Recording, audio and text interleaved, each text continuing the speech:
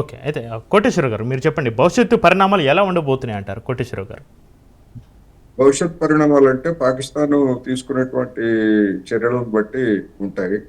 దానికి అనుగుణంగానే మన దేశం కూడా ఏం చర్యలు తీసుకోవాలి ఏమిటనేటువంటిది ఎప్పటికప్పుడు పరిస్థితిని అంచనా వేసి అది తీసుకోవాల్సి ఉంటుంది.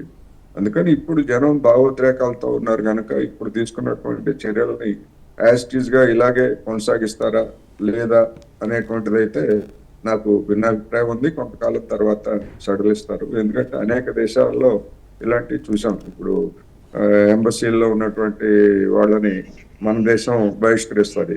కానీ మన ప్రభుత్వం ఏం చేస్తుందంటే ఆ బహిష్కరిస్తూ, ఎందుకంటే వెంటనే వాళ్ళు కూడా అదే పని చేస్తారు. అటువంటి అవకాశం వాళ్ళకి ఇవ్వకుండా మనమే పాకిస్తాన్ లో ఉన్నటువంటి సిబ్బందిని మనమే తగ్గించుకొని మనమే మన వాళ్ళని వెనుకరమ్మని కూడా మనం చెప్పాము. అది అన్ని చోట్ల జరిగేది. మన సార్ చెప్పినట్టు ప్రతి దేశం కూడా తన యొక్క ఎంత సీరియస్ గా ఉన్నాం అనేటువంటి ప్రపంచానికి తెలియజెప్పడానికి అటువంటి పనులు చేస్తుంది. దాని వలన ఏదో పాకిస్తాన్ దారికి వస్తుందని మనం అనుకోక్కర్లేదు. అంతర్జాతీయ వేదికల మీద లేదా మన విదేశాంగ విధానంలో భాగంగా పాకిస్తాన్కి వ్యతిరేకంగా మిగతా దేశాల యొక్క అభిప్రాయాల్ని కూడగట్టడం అనేటువంటి దాని మీద ఆధారపడి ఉంటది. అయితే ఇప్పటికిప్పుడు ఉన్నటువంటి పరిస్థితుల్లో గడిచినటువంటి 10 సంవత్సరాల్లో మన దేశం చుట్టూతా ఉన్నటువంటి చిన్న చిన్న దేశాలు కూడా మనతో లేవు అనేటువంటిది ఒక పచ్చి వాస్తవం. మరి ఎందుకు ఈ విధమైనటువంటి పరిస్థితిని ఇరుగు పొరుగు దేశాలని ఎందుకు మనం దూరం చేసుకున్నాం, దానికి కారకం ఏమిటి అనేటువంటిది పాలకులుగా ఉన్నటువంటి వాళ్ళు మనకి జనానికి చెప్పాలి.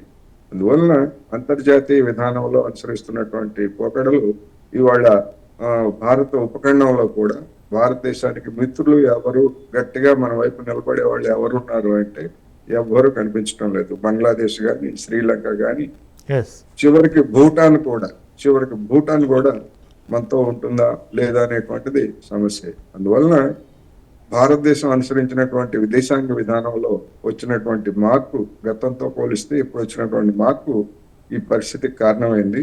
ఇటువంటి స్థితిలో ఎంతకాలం మనం ఒంటరిగా ఉండగలము అనేటువంటిది కూడా ఒక ప్రశ్నే. ఏమైనప్పటికీ ప్రభుత్వం తీసుకున్నటువంటి ఈ చర్యలన్నింటినీ కూడా అఖిలపక్ష సమావేశం నిన్ననే పెట్టి ఉండి ఆ అఖిలపక్ష సమావేశంలో అన్ని పక్షాలకి వివరించి దేశం యొక్క అభిప్రాయాన్ని కూడగట్టేటువంటి ప్రయత్నం చేస్తుంటే భిన్నంగా ఉండేది. అలా కాకుండా ఆల్రెడీ కొన్ని ముఖ్యమైనటువంటి చర్యలు తీసుకున్న తర్వాత ఇవాళ సాయంత్రం ఏదో అఖిలపక్ష సమావేశం ఏర్పాటు చేస్తామని చెప్పేసి చెప్తున్నారు. అది ఏదో మొక్కుబడిగా నిర్వహిస్తున్నట్టుగా ఉంది తప్ప అది సీరియస్ గా లేదు అనేటువంటిది మాత్రం నేను చెప్పదలుచుకున్నాను. అయితే కోటేశ్వరరావు గారు, ద్వైపాక్ష దౌత్య సంబంధాలను అయితే తగ్గిస్తామంటుంది కేంద్ర ప్రభుత్వం. కానీ పాకిస్తాన్ నుంచి ఎలాంటి చలనం లేకపోగా మీరు ఒకటి చేస్తే మీరు రెండు చేస్తాం అనే ఒక ద్వంద్వ వైఖరి అయితే కనిపిస్తుంది. పాకిస్తాన్ నుంచి ఎలాంటి వాళ్ళ పశ్చాత్తాపం అయితే కనిపించడం లేదు పాకిస్తాన్ నుంచి. ఏ విధంగా చూడాలి? ఇప్పుడు దానికి అమెరికా ఇస్తున్నటువంటి దమ్ము నిజం చెప్పాలంటే ఇప్పుడు మన నిన్న ఈ రోజు జరిగినటువంటి పరిణామాల తర్వాత మన సరిహద్దులకి విమానాలను తరలించింది అని చెప్తున్నాము. ఆ విమానాలు ఎవరిచ్చారంటే అమెరికా ఇచ్చినటువంటి F-16 అనేటువంటి ఆధునికమైనటువంటి విమానాలు. ఇప్పటికీ పాకిస్తాన్ కి అమెరికా నుంచి సపోర్ట్ కల్పిస్తుంది. అదేవిధంగా చైనా నుంచి కూడా వాళ్ళకి సపోర్ట్ కనిపిస్తుంది. ఇప్పుడు పాకిస్తాన్ అంతర్జాతీయ రాజకీయాల్లో మన దేశం అనుసరించేటువంటి వైఖరిని బట్టి పాకిస్తాన్ వైఖరిలో మార్పులు వస్తాయి, చైనా వైఖరిలో మార్పులు వస్తాయి, ఆఫ్ఘనిస్తాన్ వైఖరిలో మార్పులు వస్తాయి, అన్ని దేశాల వైఖరిలో మార్పులు వస్తాయి. అందుకని మనం అనుసరించేటువంటి వైఖరి ఏమిటి అనేది అది ఏ పర్యవసానాలకు దారితీస్తుంది అనేటువంటిది విధాన నిర్ణేతలుగా ఉన్నటువంటి వాళ్ళు చూడాలి. మనం ఆఫ్ఘనిస్తాన్ లో తాలిబాన్లని మనం గట్టిగా వ్యతిరేకించాము. అమెరికా అక్కడ శాశ్వతంగా ఉంటుందని, తాలిబాన్లను వాళ్ళు పూర్తిగా నాశనం చేసేస్తారని మనం అమెరికా మీద నమ్మకాలు పెట్టుకున్నాం. కానీ ఏమైంది, ఆ అమెరికా మొత్తం ప్రపంచాన్ని అంతటిని కూడా ఆశ్చర్యపరుస్తూ ఆ తాలిబాన్లకి సలాం కొట్టి వెళ్ళిపోయింది. తర్వాత మన అజిత్ దోవల్ వీళ్ళందరూ ఏం చేశారు, వెళ్ళి ఆ తాలిబాన్లతోనే రహస్యంగా ఖతార్లోనూ అక్కడ ఇక్కడ రహస్య సమావేశాలు జరిపి వాళ్ళతో సర్దుబాటు చేసుకోవడానికి ప్రయత్నించారు. అందుకని ఇలాంటి అనుభవాలని గుణపాఠాలుగా తీసుకొని విధాన నిర్ణయాలు చేసేటప్పుడు ఎవరు ఎటువంటి వెళ్తారు అనేటువంటిది చూడాలి. ఆ తాలిబాన్లు చివరికి అక్కడ ఉన్నటువంటి అమెరికా వాడు వెళ్ళిపోయిన తర్వాత వాళ్ళు చైనాకి దగ్గరయ్యారు. వాళ్ళని మొత్తం ఇంతవరకు అక్కడ ఉన్నటువంటి తాలిబాన్ ప్రభుత్వాన్ని ఎవరు గుర్తించలేదు, భారత్తో సహా ఎవరు గుర్తించలేదు. చైనా కూడా అఫీషియల్ గా గుర్తించినట్టు నాకైతే ఐడియా లేదు, కానీ చైనాతో వాళ్ళు దగ్గర సంబంధాల్లో ఉన్నారు. అందువలన ప్రపంచం మొత్తం చైనాని ఒంటరిపాటు చేయడానికి అమెరికా వాడు కూడగట్టినటువంటి క్వాడ్ అనేటువంటి కూటమిలో భారతదేశము, జపాను, ఆస్ట్రేలియా ఇవన్నీ చేరిన తర్వాత మరి చైనా వాడు చేతులు ముడుచుకొని కూర్చుంటాడని ఎవరన్నా అనుకుంటే అది అమాయకత్వం అవుతుంది. ఎందుకంటే పరస్పర నమ్మకం లేనప్పుడు మన దేశానికి చైనా మీద పరస్పర నమ్మకం లేదు, చైనాకు మన మీద నమ్మకం లేదు. చైనాకు వ్యతిరేకంగా అమెరికా వాడు వచ్చి సౌత్ చైనా సీలో నేను దిష్ట వేసి మీరందరినీ చైనాకు వ్యతిరేకంగా ఎక్కడో కొన్ని వేల మైళ్ళ దూరంలో ఉన్నటువంటి వాడు వచ్చి ఇక్కడ ఆసియాలో మీరు నాతో రండి, నువ్వు అందరం కలిసి చైనాని కొడదామని చెప్పేసి అంటే మన వాళ్ళు ఎగేసుకొని వెళ్ళి దాంతో సమావేశాలు జరుపుతున్నారు. మరి ఇటువంటి పర్యవసానాలని విధాన నిర్ణేతలుగా ఉన్నటువంటి వాళ్ళు గమనంలోకి తీసుకోకపోతే ఎప్పుడు ఏం జరుగుతుంది అనేది ఎవరు చెప్పగలరు అనేది నా అభిప్రాయం. అయితే కోటేశ్వరరావు గారు, పాకిస్తాన్ నిర్ణయాలు చాలా చర్చాంశంగా మారాయి. ఇప్పుడు మన రాజ్ న్యూస్ బ్రేకింగ్ న్యూస్లో చూడొచ్చు, భారత విమానాలకు గగనతలం మూసివేయడం జరిగింది. అదేవిధంగా సింధు జలాలను ఆపడం అంటే యుద్ధం ప్రకటించడమే అంటూ కూడా పాకిస్తాన్ ఒకవైపు ఆరోపిస్తుంది. భారత్ దాడి చేస్తే తిప్పి కొడతాం, మేము ఒక చెంప కొడితే 2 చెంపలు మేము వాయిస్తాం అన్నట్టుగా పాకిస్తాన్ వైఖరిత కనిపిస్తుంది. ఇప్పుడు మన ప్రధాని నరేంద్ర మోడీ గారు అదే స్థాయిలో మాట్లాడుతున్నారు, లేదా మన ఇతర నేతలు అదే స్థాయిలో మాట్లాడుతున్నారు. మరి దానికి కౌంటర్ గా అటువైపు నుంచి అదే స్పందన ఉంటది. ఒక జర్నలిస్ట్ గా నేను చెప్పాలంటే అదే స్పందన ఉంటది.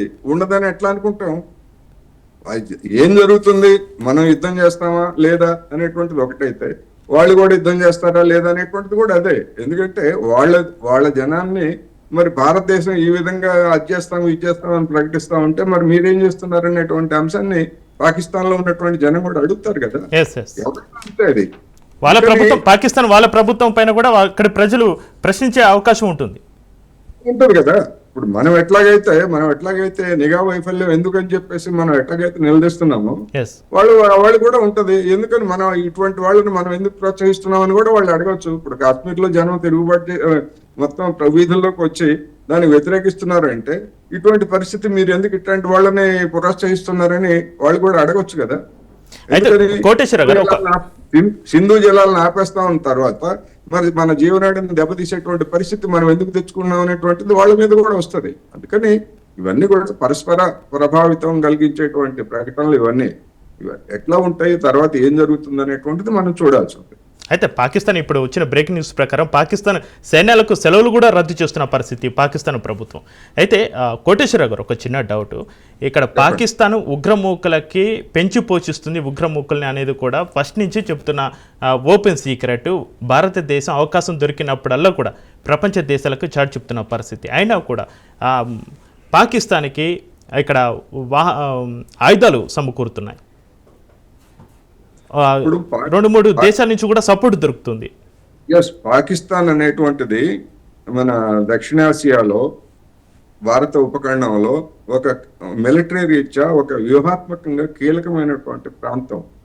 పాకిస్తాన్ ఏర్పాటు వెనుకనే ఆ వ్యూహం ఉన్నది, బ్రిటిష్ వాడి వ్యూహం. ఏమిటి అంటే పాకిస్తాన్ కేంద్రంగా ఉన్నటువంటి ప్రభుత్వాన్ని అమెరికన్లు లేదా బ్రిటిష్ వాళ్ళు వీళ్ళు ఇన్ఫ్లుయెన్స్ చేసేట్లయితే ఇటు భారతదేశం మీద దెబ్బతీయచ్చు, అటు చైనా మీద దెబ్బతీయచ్చు, ఆ పక్కనే ఉన్నటువంటి ఆనాడు ఉన్నటువంటి సోవియట్ యూనియన్ వాటి మీద దెబ్బతీయచ్చు.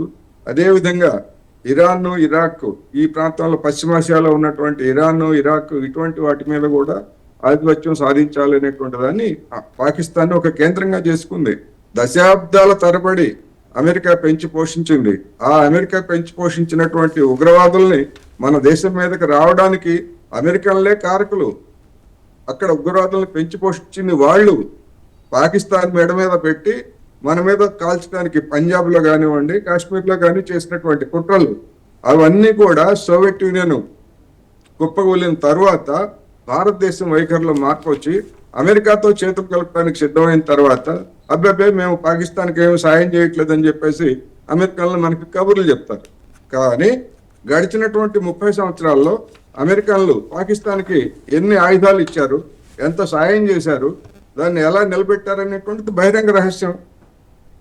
మన దేశంతో మిత్రత్వం ఉంటూనే వాళ్ళ అవసరాలు, వాళ్ళ అంతర్జాతీయ వ్యూహాల్లో భాగంగా పాకిస్తాన్ ఇప్పటికీ వదులుకోలేదు వాళ్ళు.